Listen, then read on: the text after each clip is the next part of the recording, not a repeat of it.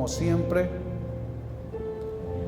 y quiero que vaya al libro de Marcos, Evangelio según Marcos, capítulo 8, el versículo 22. Marcos capítulo 8, versículo 22 en adelante.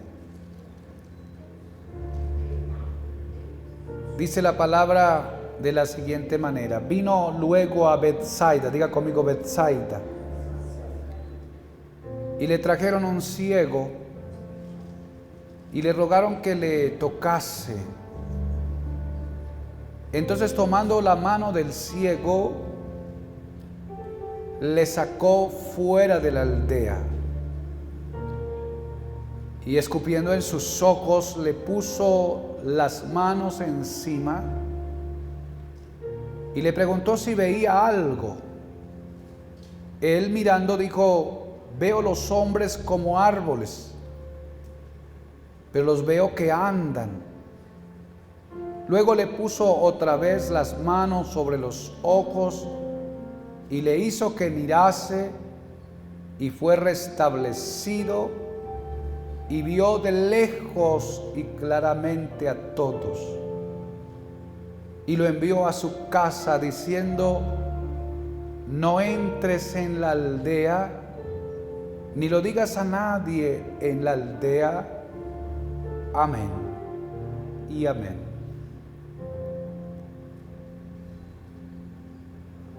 ¿Sabe que estaba mirando esos milagros que hizo Jesús, que no son como tan ortodoxos?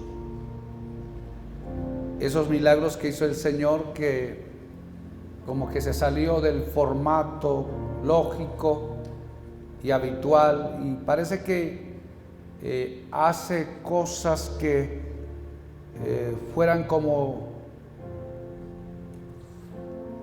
por decirlo así, más bien diferentes a la normalidad. Y encontramos dentro del milagro que hablamos, creo que el viernes pasado, algo parecido a esto. Y entonces es como el Señor hace como Él sabe y como Él quiere. Pero lo importante acá es que lo hace. Amén. Él hace como Él sabe y Él hace como Él quiere, pero lo importante es que lo hace. Amén. Lo hace. Varios detalles que debemos revisar para poder entrar en esta escritura. Y lo que quiero que se detenga es la forma en la cual el Señor hace el milagro, cómo procede, cómo lleva a cabo el milagro. Y dentro de la acción, del proceso o del procedimiento del Señor, pues podemos conectar algunas cosas que son como importantes, que coinciden con lo que es la relación que tenemos hoy con Dios y la necesidad que tenemos de Él y la manera que de Él puede obrar a favor de nuestra causa y a favor de nuestra vida. Entonces dice que un grupo de personas, no dice quién ni cuántos, dice le trajeron un ciego, se lo trajeron a Él. Y esta gente es creyente e igual intercede al Señor por el ciego. Le trajeron al ciego para que Él le tocase. Esta gente viene creyendo y esta gente viene esperando el socorro y la operación del Señor a favor de este que está sin la capacidad visual. Se lo traen al Señor.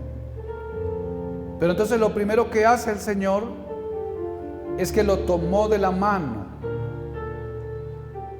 Lo tomó de la mano. Y lo segundo es que lo sacó de la ciudad. Lo sacó de la aldea. Toma su mano y lo saca del entorno. Y entonces esta referencia es importante porque lo primero que pudiéramos dejar es que el Señor es un Dios personal. Diga conmigo, personal. La relación que Él quiere tener con usted y conmigo es de carácter personal. Es el Dios de todo, es el Dios de todos, es el que lo hace todo y lo sostiene todo, pero en cuestión de relación, Él quiere tener una relación personal con nosotros, con su vida, con mi vida.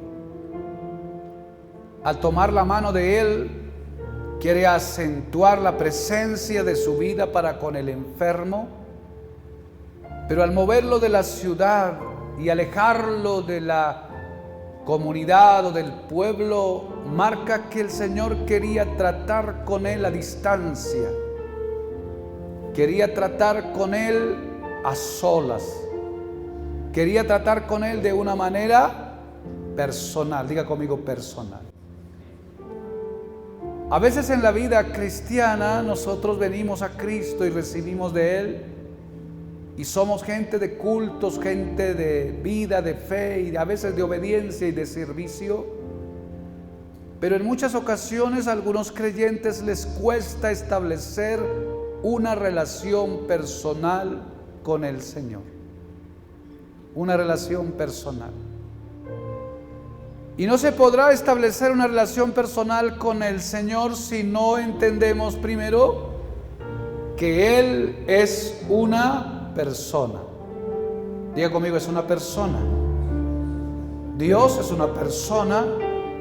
El Espíritu Santo es una persona. No en la categoría de nuestra humanidad, pero sí en su divinidad. Es una persona.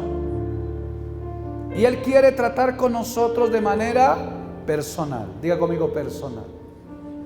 Así que una de las tareas suyas y una de las tareas mías es que podamos edificar una relación con el Señor de una manera personal. Diga conmigo, personal. Y en una relación personal lo primero que debe haber es diálogo. Diga conmigo, diálogo. No se puede establecer una relación con alguien si no hay diálogo. Porque usted le puede ver, quizás le puede palpar, le puede quizás tener una percepción sobre él, pero no habrá una relación si no hay comunicación. Y no habrá una relación fluida si no hay una comunicación que va y viene. No una comunicación unidireccional donde solo usted y yo hablamos. Y hablamos y hablamos y hablamos. Y la oración a veces se torna en eso, en hablar, en palabras. Y usted habla y habla y habla y de pronto hasta se puede sentir bien en la oración, pero es usted hablando. Y se supone que si tenemos una relación con Dios, con el Espíritu Santo, que es el Paracleto y es el cercano a nosotros y es al que tenemos a nuestra disposición, si no hay interacción, entonces la relación queda como a medias. Amén. Imagínate con la esposa hablando uno solo todo el tiempo y no hay interacción, no se le oye lo que dice, ni hay participación, ni se le entiende, ni se le comprende. Entonces en la vida de relación con Dios, uno debe procurar establecer esa relación de la manera personal, porque es ahí donde Él nos atiende. Es ahí donde Él de alguna manera nos abre los sentidos y el entendimiento. Es ahí donde Él va a tratar con nosotros para sanar las heridas y ayudarnos a crecer. Una relación personal. Entonces la acción de tomar la mano y de sacarlo del grupo de las personas y llevarlo a la distancia, fuera del pueblo, marca por lo menos para esta enseñanza que lo que Él quería era tener un momento con Él a solas. Y a esto le llamamos relación personal.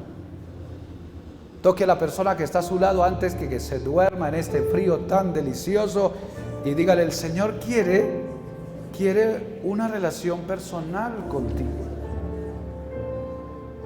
Está bien que pidas oración, está bien que intercedamos los unos por los otros en nuestro oficio, pero Él quiere hablar contigo. Él quiere tratar contigo, porque Él te conoce, sabe de dónde vienes, de dónde procedes, sabe tus sentimientos, sabe tus pensamientos, sabe lo que hiciste, lo que estás haciendo y lo que vas a hacer. Está al tanto de lo que es tu vida y no la descuida en un sentido, porque Él mismo reveló que dice, todo está controlado, aún hasta los cabellos de tu cabeza están todos contados.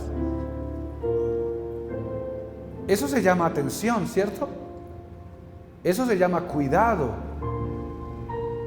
Pero ¿cómo podemos tener ese Dios que nos cuida y que luego nos brinda a nosotros la posibilidad de acercarnos para encontrarnos con Él de una manera personal? Hasta que no podemos tener un encuentro con el Señor de una manera personal, nuestra vida cristiana no cobra sentido. Hasta que no podemos tener una relación así cercana donde podemos percibirlo, donde podemos comprenderlo, donde podemos recibir su dirección y donde podemos descargar nuestras cargas de una manera personal, no nos vamos a encontrar bien. Entonces necesitamos sí o sí trabajar en nuestras prácticas del día y en nuestra cotidianidad para incluirlo en todo lo que hacemos. ¿Cuántos dicen amén? En todo lo que hacemos. Pero no en todo lo que hacemos en un sentido simplemente mental, pensando que somos creyentes y que Él está ahí, sino en un tema de interacción donde podamos nosotros sentirlo y oírlo, donde podamos percibirlo. Pero a veces nosotros nos quedamos a la distancia y nos quedamos allá en la superficie de la relación y no profundizamos en esto. Y lo que siento decir para usted y para mí en esta noche es: Él está esperando que hagas la parte que te corresponde. Y la parte que te corresponde es que lo tengas en cuenta, que lo tomes, que lo tengas en presente. Y luego que le des el tiempo que se necesita para establecer la relación. Porque pasa como aquellos padres que aman tanto a sus hijos, pero se dedicaron al trabajo y les dan todas las cosas, pero luego los hijos se levantaron un tanto desequilibrados y el reclamo luego no era por falta de recursos ni por falta de bienes, sino por falta de interacción. No había tiempo, no había interacción, no estaba papá, no estaba mamá, porque él estaba ocupado, ella estaba ocupada, nunca brindaron tiempo, y entonces la relación no se va a construir de una manera sólida si no hay interacción. Por eso es importante para nosotros una vida de oración continua. ¿Cuántos dicen amén? Orar continuamente, tomar espacios para tener un devocional por lo menos una vez al día. Hay creyentes que no les da el tiempo para tener un devocional. Y a veces no es que no les dé el tiempo, es que no tienen agenda. Es que no incluyen en la agenda el tiempo con el Señor. Y entonces entregan a la vagancia una vida de activismo, de trabajo, de tantas cosas. Pero en el tema espiritual se abandonaron. Y el tema espiritual no se puede abandonar porque el tema espiritual es una relación. La vida cristiana, la vida evangélica no es cambiar de religión o de pensamiento, de fe. Es establecer una relación con Dios, con el Espíritu Santo. Ahora no estás solo, no estás sola, no estás abandonado. Tienes el bullicio de personas a tu alrededor, pero además de eso está el Dios presente a través de la persona del Espíritu Santo, esperando a usted y a mí para que tengamos esa relación continua. Y entonces la pregunta es: ¿cuánto tiempo haces que no interactúas con Dios de una manera fluida? Porque el otro campo es que uno se vuelve religioso y hace el deber que le corresponde de orar, quizás de leer la Biblia, pero no de interactuar con Dios. Y entonces la vida cristiana no va a lograr su dimensión más alta si no se da permiso para esto. Dice que él lo tomó de la mano, lo sacó del grupo de gente que estaba allí y lo llevó fuera de la ciudad. Él quería tratar ese problema de una manera personal. Amén. Diga conmigo, personal. El Dios de la Escritura es un Dios personal. No hay otro que te entienda mejor que Dios. No hay otro que te comprenda mejor que Él. Porque Él conoce todo de nuestra vida, sabe quiénes somos, sabe qué hacemos, qué no hacemos, qué dejamos de hacer y qué vamos a hacer, bueno o malo. Y aún en todo ese formato entonces está esperando por nosotros. Abre espacio, abre campo, abre lugar y date el momento para tener intimidad con Él. ¿Dónde era esa intimidad? Fuera del grupo que estaba ahí, fuera del sector donde estaba, y lo sacó fuera del pueblo, lo sacó fuera de la aldea. Y allí comenzó a trabajar. Entonces quiero decirle esto para alguien. Hay cosas que no se arreglarán en nuestra vida. Hay cosas que no se acomodarán en nuestra vida si no es a través de esta formalidad, a solas con Él, a distancia con Él, de una manera personal. Diga conmigo, de una manera personal. ¿No cree usted que es suficientemente importante la grandeza de Dios para darle tiempo a Él?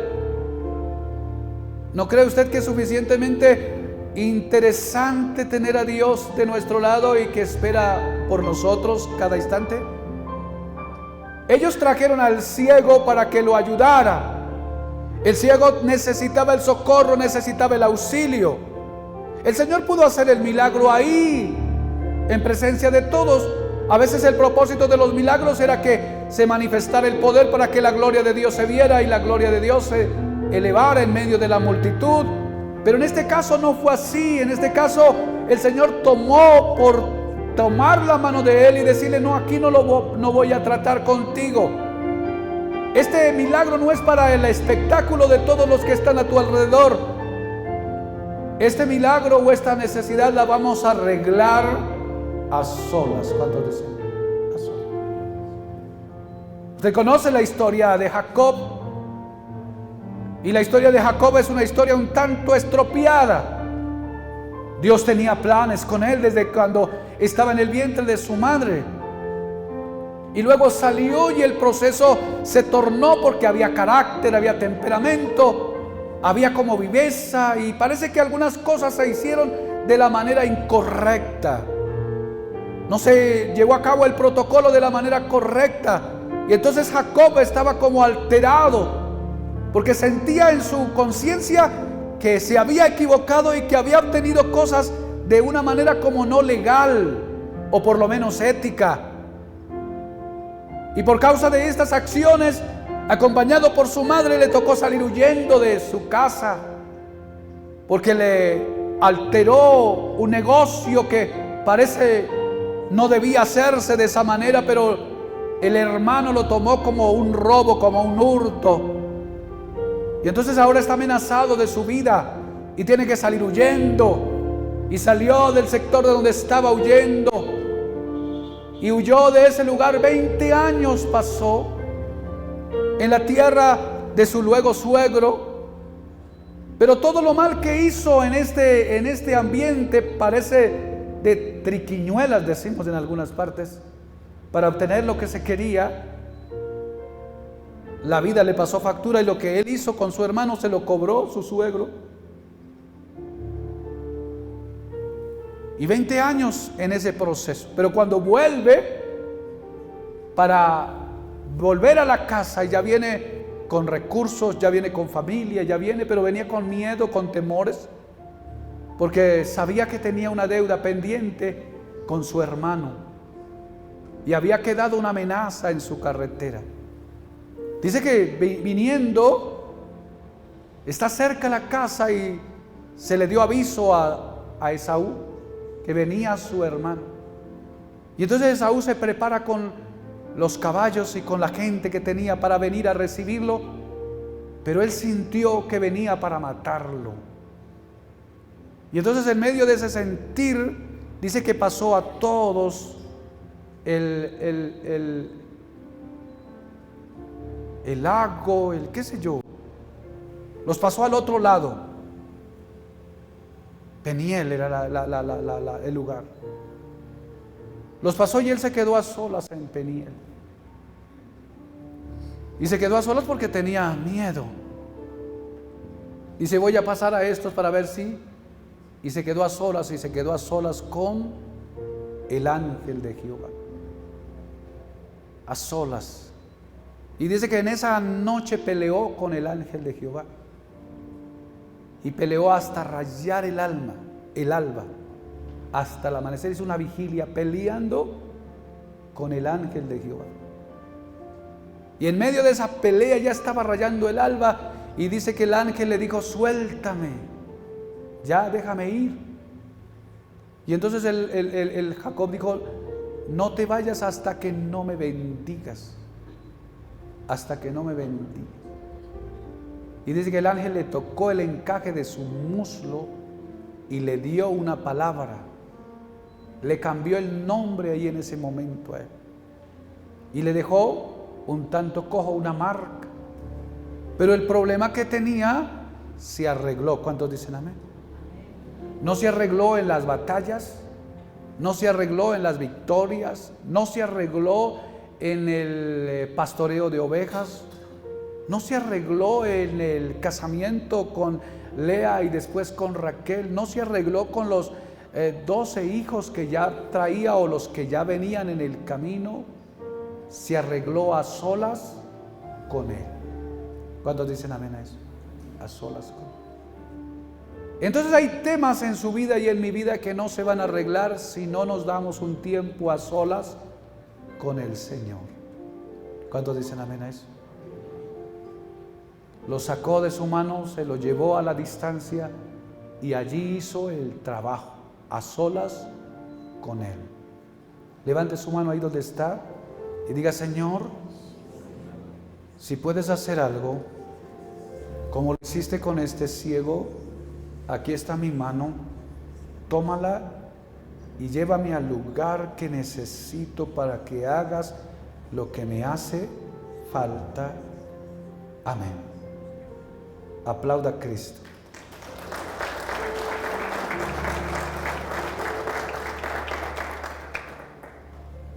Allí estuvo la operación.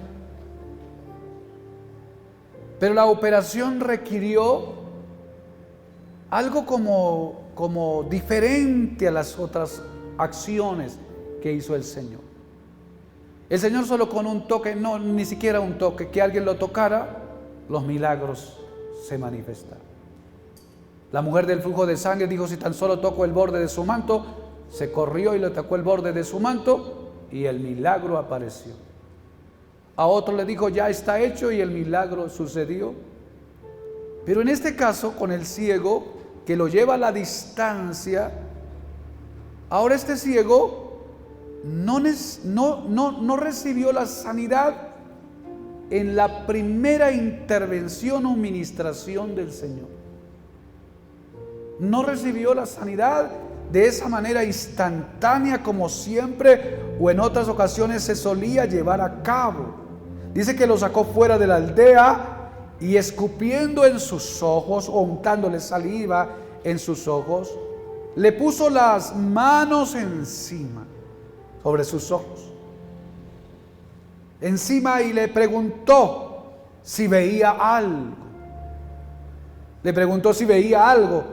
Él dice que mirando dijo, veo los hombres como árboles, pero los veo que andan.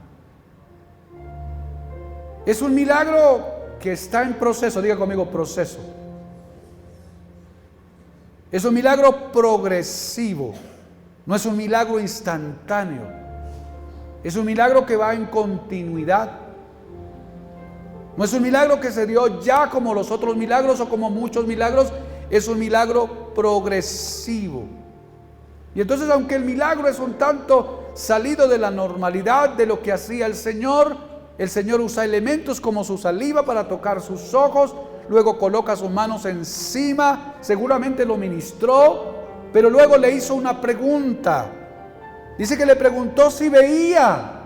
Está queriendo tomarle el testimonio en ese momento. Y entonces él le preguntó si veía algo, y él, mirando, dijo: veo los hombres como árboles, pero los veo que andan.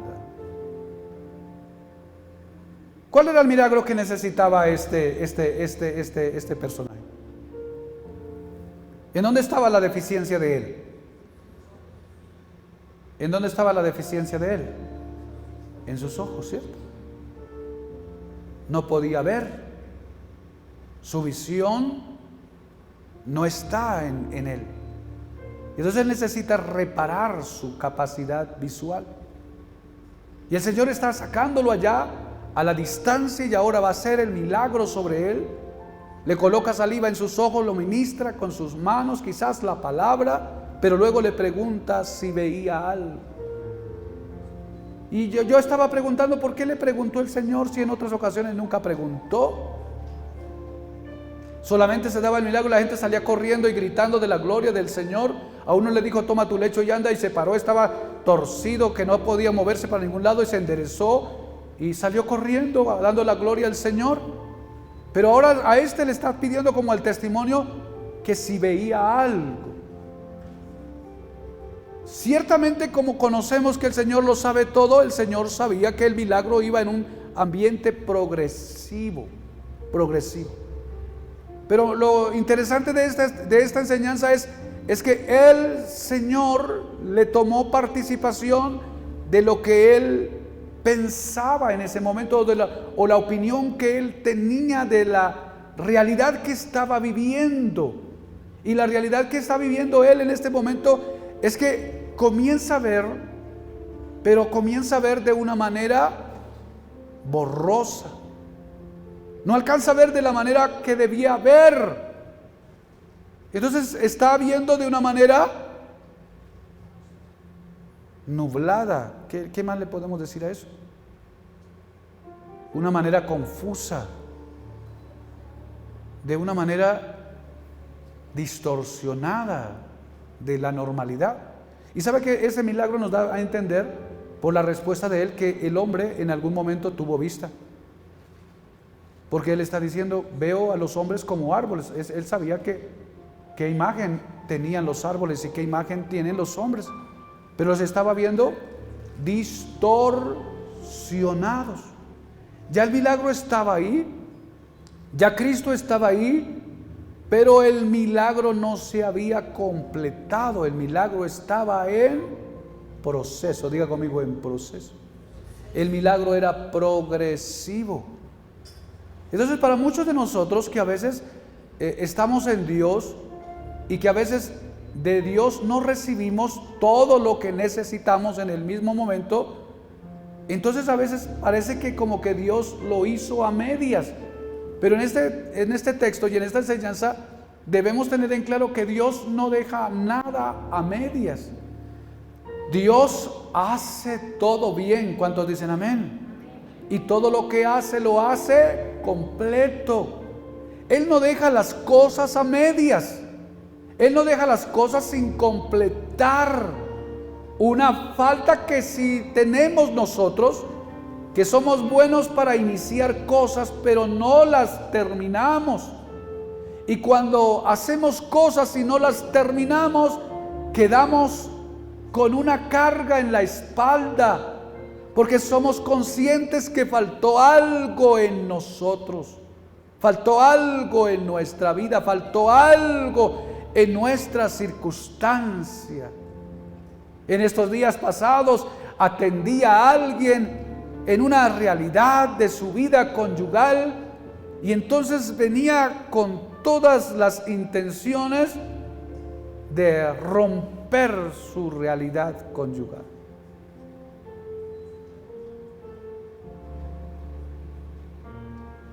¿Cuáles razones hay para hacerlo? Y entonces cuando comenzamos a analizar las razones, me di cuenta que las razones que tenía no eran suficientemente de peso para que haya una vía abierta a un divorcio o a una separación.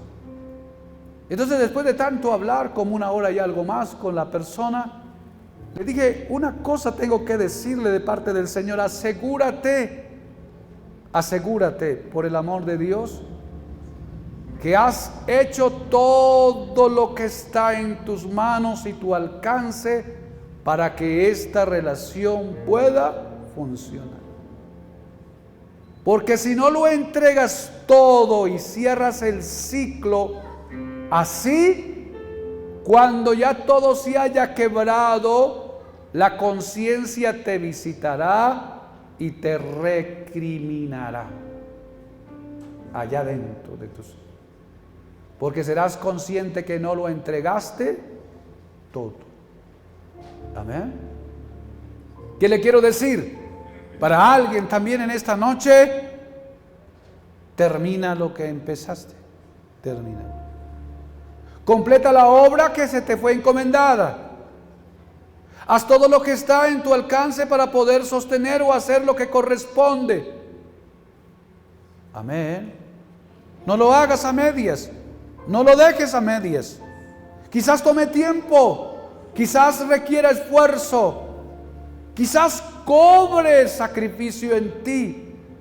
Pero el punto es que si vas a cerrar algo, vas a acabar con algo, lo vas a acabar porque lo entregaste todo de la parte tuya y no se dio o no se logró. Pero por lo general, cuando uno lo hace así, a esto se le llama persistencia, perseverancia, siempre encontrará uno la victoria. Amén. Este está en un milagro progresivo. Y el Señor quiere que se dé cuenta del progreso o el proceso del milagro. Y en medio de ese proceso le da participación y le pregunta: déjame saber si ves. Y él dice: estoy mirando, pero no veo bien. Veo a los hombres caminar como si fueran árboles. Los veo. Ahora, ¿qué hizo el Señor? Diga conmigo: el Señor, dígalo fuerte, el Señor completó la obra que inició. La completó. Veía a los hombres como el Señor sabe, no estás viendo bien y el proceso acá conmigo es que vas a quedar de primera línea. Tu visión va a ser tan nítida que vas a alcanzar a ver más allá de las paredes. Una mirada biónica. ¿Cuántos dicen amén? Ese problema lo vamos a arreglar bien.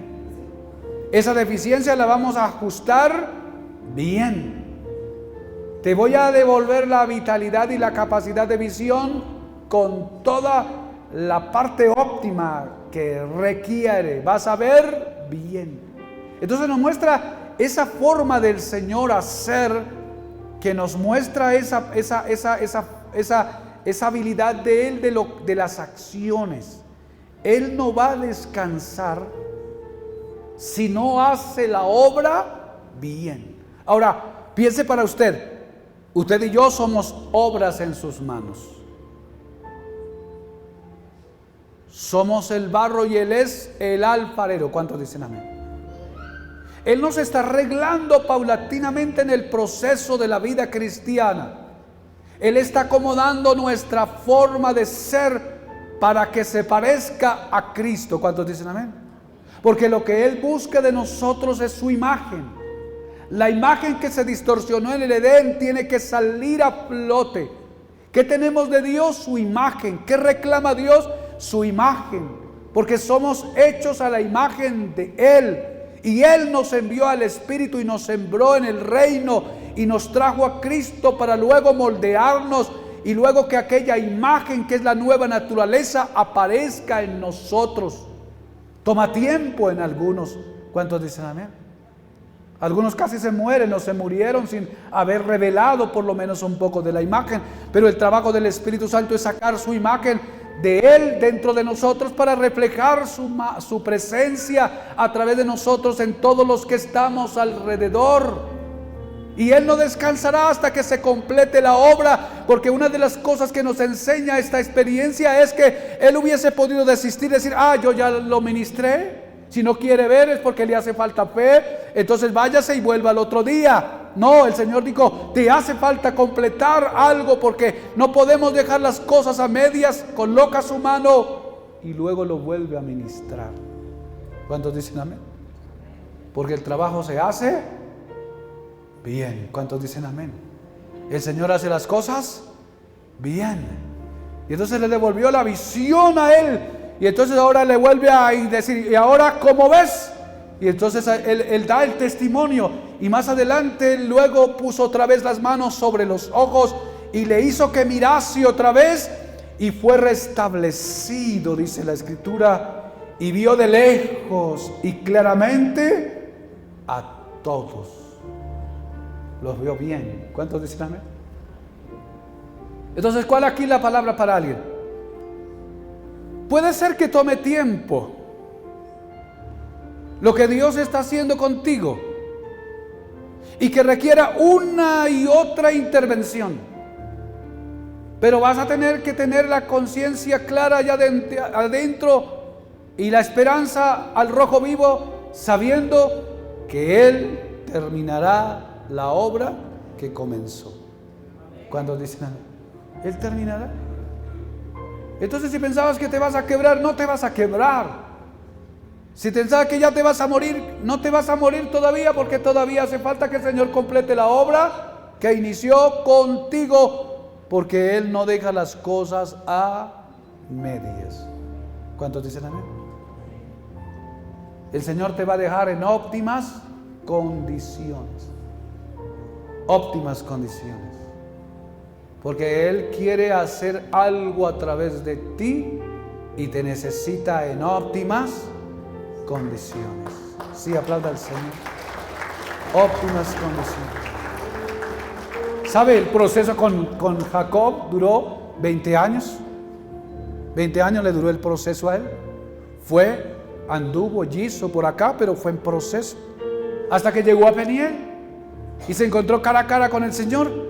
Y cuando se encontró cara a cara con el Señor, la vida se le arregló. Porque el problema no era de plata, el problema no era de trabajo, el problema era algo allá personal, que estaba desajustado, que estaba descuadrado, que no se podía de alguna manera enderezar. Y el Señor vino en esa noche y dijo, te voy a arreglar. Pero uno dice, ¿por qué no antes? Y entonces, ¿por qué era el momento? El Señor tenía su forma de operación con él y en él tomó 20 años. ¿Cuánto tiempo lleva contigo? El punto es que a pesar de todo el tiempo que vaya yendo en tu vida, Él completará la obra y te dejará en óptimas condiciones. Él dice que vendrá por la iglesia. Él dice que regresará por nosotros. Pero Él dice que vendrá por una iglesia sin mancha y sin arruga. Él no vendrá por una iglesia raquítica, Él no vendrá por una iglesia contaminada, Él no vendrá por una iglesia pervertida, arruinada, corrupta. Él vendrá por una iglesia sin mancha y arruga. ¿Quién la arreglará? ¿Quién arreglará la iglesia? Diga conmigo, Él mismo la arreglará. Él nos arreglará.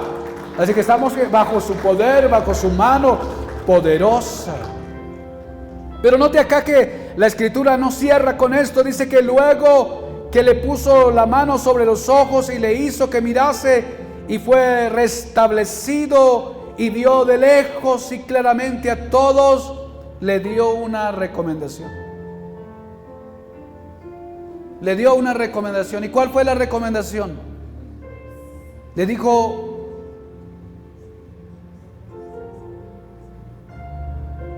y lo envió a su casa. Lo envió a su casa diciendo: no entres en la aldea. No entres en la aldea. La versión de la Reina Valera dije: y no lo digas a nadie en la aldea. Pero las otras versiones no incluyeron esa expresión.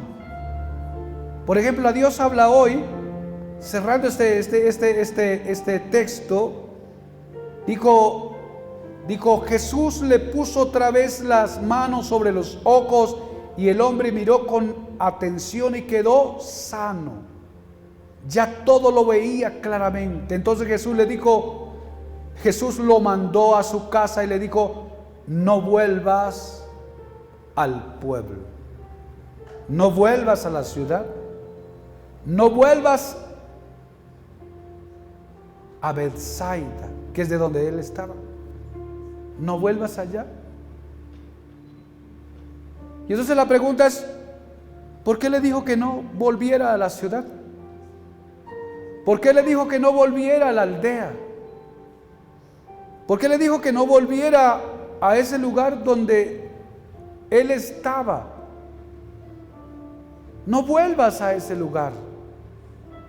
Y entonces, haciendo la pregunta al Espíritu Santo, ¿por qué le dijo eso? ¿Debería él volver a la ciudad como le dijo a otros: vuélvete a tu casa? Él lo mandó a la casa, pero le dijo: no vuelvas a la ciudad. Y la ciudad de donde lo sacó él era Betsaida. Y resulta que Betsaida fue una de las ciudades más privilegiadas en la venida del Señor. De Betsaida era Andrés y Pedro, también Felipe y su hermano.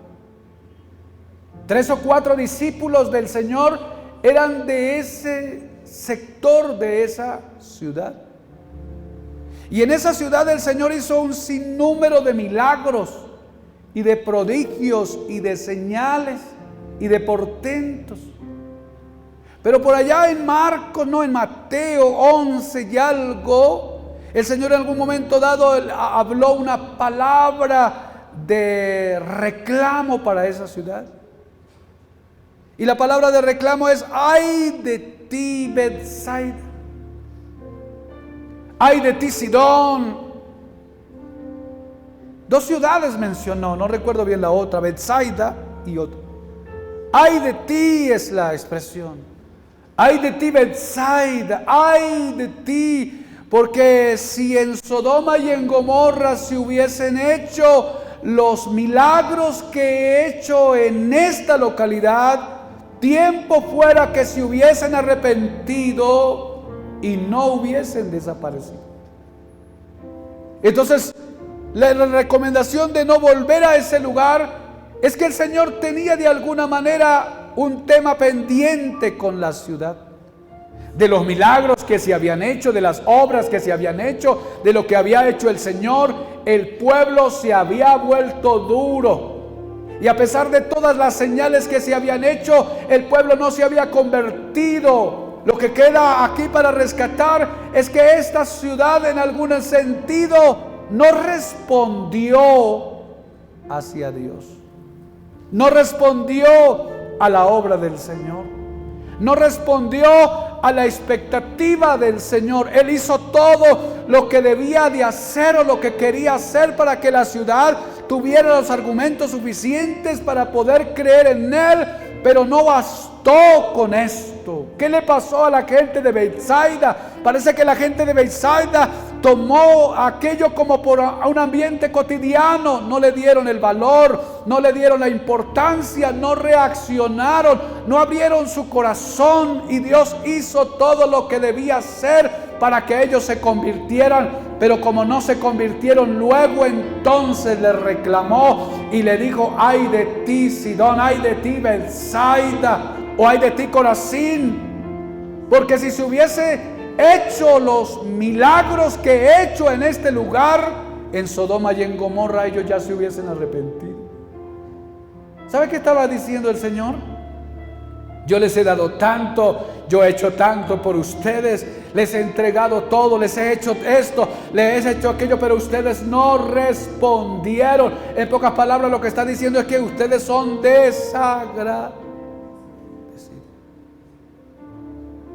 desagradecidos. No bastó con la presencia del Señor, con los milagros del Señor, para que la gente no se volviera a Él. Y entonces preguntándole al Señor, bueno, y entonces Betsaida produjo, los discípulos estaban ahí, pero el propósito era que se salvara la mayoría, pero no quisieron. No quisieron, su corazón se endureció. Entonces la recomendación para aquel que recibió el milagro y las sanidades es no vuelva a un lugar donde rechazan al Señor. No vuelva a un lugar donde no responden a Dios. ¿Sabe? Y es tan fuerte esto que a los discípulos les dijo, mire, ustedes van a ir por los lugares y van a tocar en las puertas y van a entrar donde les abran la puerta. Pero si hay alguien que no los recibe, no contienda con ellos. Sacuda el polvo de los zapatos y vuélvase, porque no es digno de la palabra. No es digno del Señor. ¿Sabe qué es lo que está diciendo acá? Betsaida se hizo indigna del Señor. Indigna de Él. Porque no lo recibieron como debían recibirlo. Porque Él hizo todo lo que Él debía para que lo recibieran. Entonces, en pocas palabras, después de arreglado el asunto,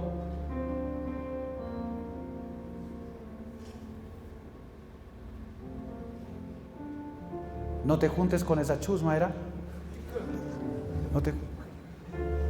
En pocas palabras, algo es muy similar. No vuelvas allá, porque esta gente tiene una característica indignante para el Señor, para el Señor.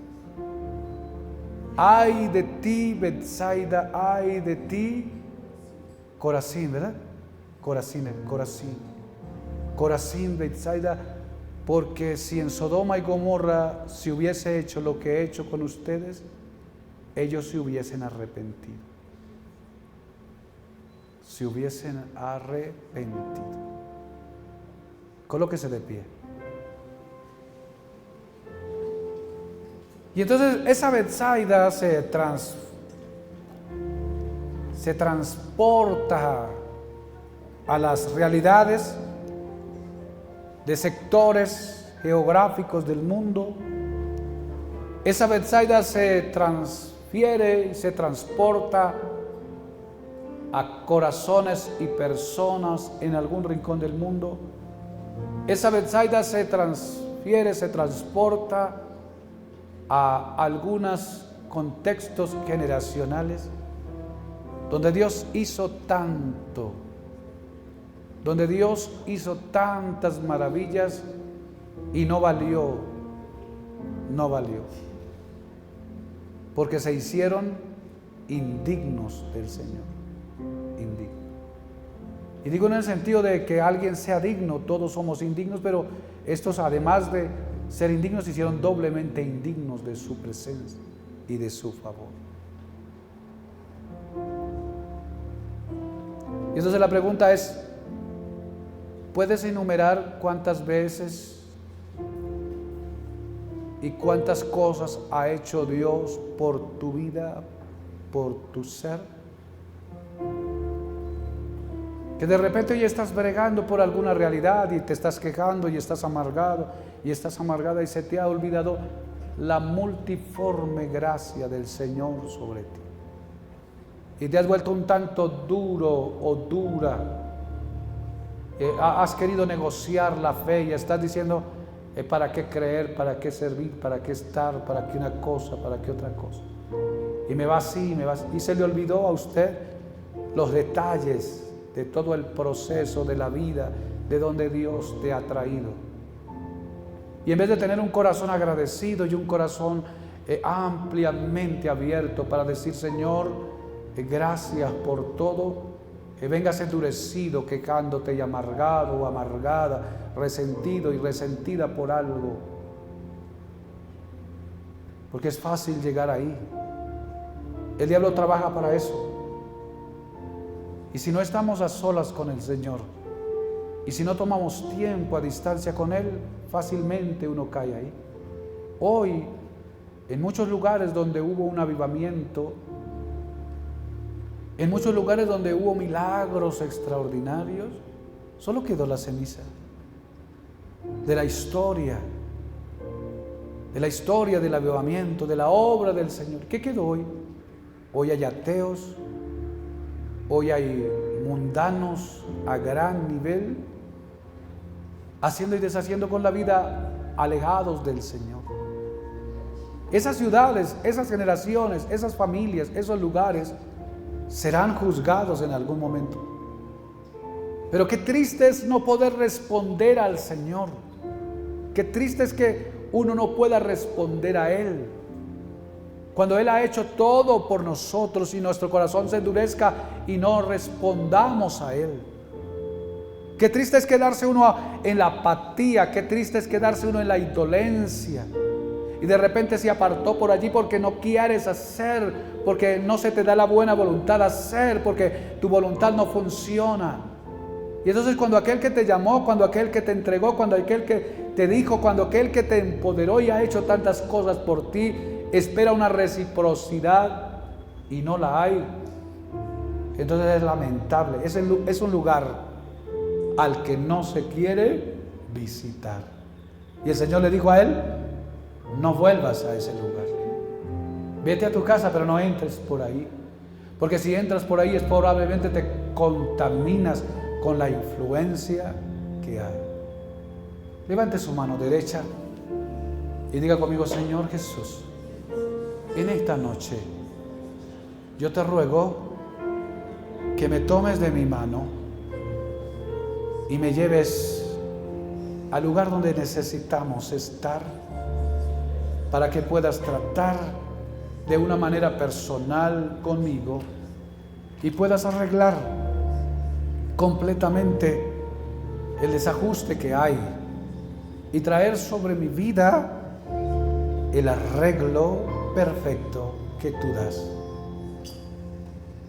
El arreglo perfecto que tú das, Señor.